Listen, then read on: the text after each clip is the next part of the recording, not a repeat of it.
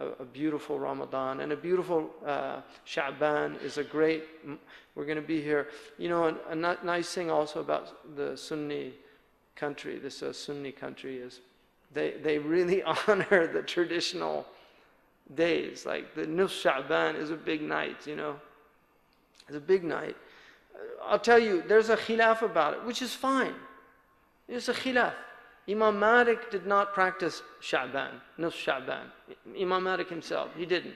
The hadiths were from the people of Sham. Al-Awza'i considered it a big night.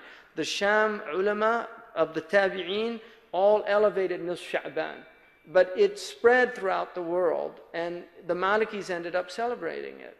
So even though Imam Malik, it's fine. If people don't want to celebrate, that's fine. But Ibn Rushd gave a great qa'idah. Ibn Rushd said, if you ever have an ikhtilaf about the rahmah of Allah, always err on the side of rahmah. You know, if there's a valid ikhtilaf, does the Quran get to dead people or doesn't it? He just said, look, just consider it that it gets there, because it's rahmah. And wherever there's more rahmah, then there's more Islam. Ibn Qayyim al-Jawziyah, rahimahullah radiyallahu anhu, he said that al-Islam kulluha rahmah. فَإِذَا انْتَقَرَتْ مِنَ الرَّحْمَةِ إِلَى ضِدِّهَا لَيْسَ مِنَ الْإِسْلَامِ.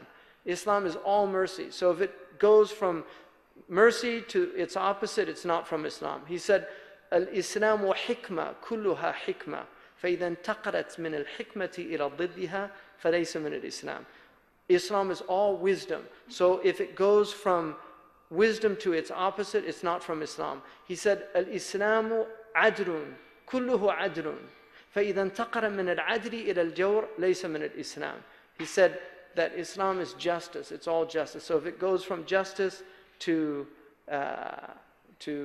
its opposite, then it's not from Islam. So a valid ikhtilaf amongst the ulama about something that involves the rahmah of Allah. Like he used it as the example of the qira'ah. You know, some of the ulama say you can recite for the dead and give it as charity to them, and some say you can't, because there's a hadith إِذَا مَاتِ ابْنُ آدَمَ انْقَطَعَ مِنْ عَمْرِهِ إِلَّا مِنْ ثَلَاثٍ, and some of them apply that hadith to the idea of qira'ah. So some say you can do a khatam of Quran and give the thawab to a dead person, and that's a khilaf. The majority of ulama say that you can, and that it does benefit the dead. But Ibn Rushd said this is a khilaf about the rahmah of Allah. And so when there's a khilaf about the rahmah, he said, it's better to assume the rahmah side of it. Because ma qadrullah haqqa qadrihi, you know, they don't really give Allah His true estimate. Rahmati wasi'at kulli. So that was the point. So in a lot of these things, you know, there's a khilaf about many things in Islam. They're not, you know, the majority of ulama permit the mawlid, and some don't. There are some valid ulama that just, you know, they didn't like it. So, but they didn't say not to celebrate. You have to celebrate the Mawlid. If you're not happy that he was born, you're a kafir. So you have to celebrate, because Mawlid means makan and zaman. You know, it's ism makan and zaman. You have to be happy. Ihtifal bil Mawlid. You have to have ihtifal in your heart that the Prophet was born. And you should love the place he was born, which is Mecca. You have to. So, وَنَحْتَفِلُ بِمَكَّةَ بِمَوْلِدِهِ يعني. We have to. So, but the idea of specifying a day, like the 12th of Rabi' al-Awwal, and having formal things as a thing, some of the ulama said the early people didn't do it, let's not do it. But the vast majority, historically, said it was, and they had their proofs. The Mawlid of Isa is in the Quran. Surah Maryam is clearly celebrating his birth. And when the man asked the Prophet if I could fast on Mondays, he said, Fihi wuridtu. In other words, it's a good day. I was born on that day, so it's a good day. That's in Sahih Muslim. So it's saying it's an auspicious day. Just because he was born in that day, it's an auspicious day. And so he was acknowledging in the question of that man that one of the blessings of Monday is that was the day he was born.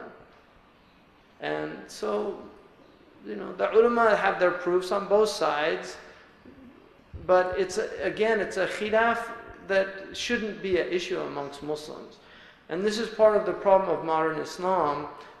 well, and pre-modern as well, but part of just provincial Islam, let's call it provincial Islam. Part of the problem with provincial Islam is people want to impose their view about something on everybody. And if it's a matter of ijtihad, you can't do that. It's, al-mukhtalifu fihi la yunkaru. Something that has ikhtilaf is not condemned by Sharia. But that's a qaida fiqhiyya. It's a universal principle in Islam. Al-mukhtalifu fihi la yunkaru. Yunkar al-mujma' alayh. Now the ulama do have caveats about that qaida. If you're living in a country where the majority is following one school, like Morocco, where traditionally it was a Maliki country, and people started doing things that were against the urf, then they said, in those type of situations, you could tell them not to do it. But generally, especially in our time now, we have to go for the most compassionate view.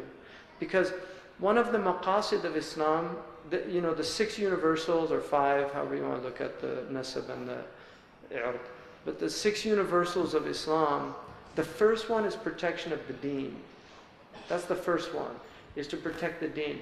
Now, there are things in the past that you did to protect the deen that today would actually cause the opposite to happen. And this takes understanding. If you applied apostasy laws today, it would have the opposite effect of what it had in the past. In the past, everybody believed, they were actually glad to see an apostate gone. Right? So religions had apostasy law, they applied them, right? But if you applied the apostasy laws today, you'll drive people out of the religion. It has the opposite effect. Sayyidina Umar suspended the cutting off of the hand during drought because people would do things in those situations, and he understood that the hifz al-nafs was over hifz al-mal. And so they were stealing because they were just trying to protect themselves. And so he suspended one for the other. So hifz al-deen, right? To protect the deen, you have to look at what, and this is hikmah, maqasid, looking at the intentions of the sharia. And so, in this time you have to look, and just allow for a lot of rahmah. You should always have that, but particularly now because you drive people away from the religion. And I've seen this happen. People drive people out of Islam. I've seen converts driven out of Islam, personally. And then a lot of Muslims say, oh, khalas. Nabadahu al-Islam. They just have this lackadaisical attitude about that, as if it's, Allah yamti khabatha. No, there's asbab, and we're going to be taken into account if